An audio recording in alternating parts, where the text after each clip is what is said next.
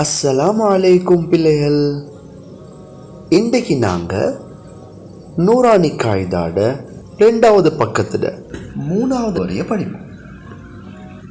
சரி, இப்போ நாங்கள் நூரானி காய்தாட இந்த 2வது பக்கத்தில் 3வது வரிய ஓதுறதுக்கு முன்னால் 3வது வரி புதுப்பாடம்.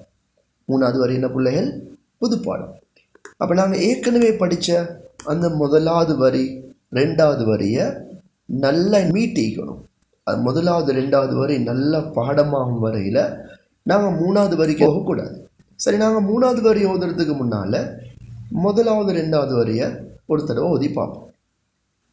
அலிஃப் லாம் அலிஃப் லாம் அலிஃப் பா அலிஃப் லாம் அலிஃப் லாம் லாம் அலிஃப் லாம் ஹா லாம் அலிஃப் பா லாம் பா. இப்படி பிள்ளைகள் நாங்கள் இந்த 1வது 2வது வரியை, அதாவது எங்களோட பழைய பாடத்தை நாங்கள் எப்பயுமே நன்றாக மீட்டிக்கொண்டே இருக்கோம். 3வது வரியை பாருங்கள். 1வது எழுத்து காஃப். சொல்லுங்க பார்ப்போம். காஃப்.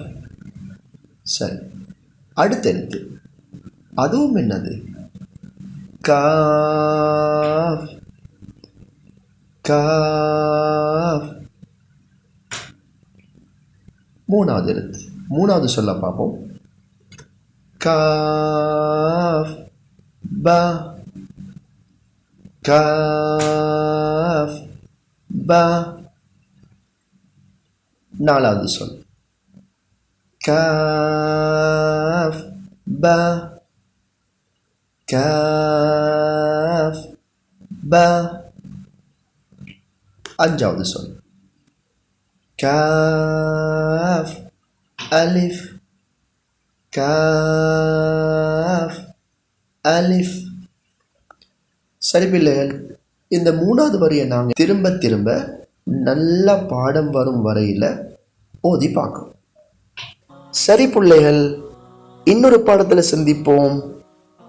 அஸ்ஸலாமு அலைக்கும் வரஹ்மத்துல்லாஹி வபரகாத்துஹு. ஜஸாக்குமுல்லாஹு Khaira. Subscribe to my channel and also press this bell icon so you never miss any new update.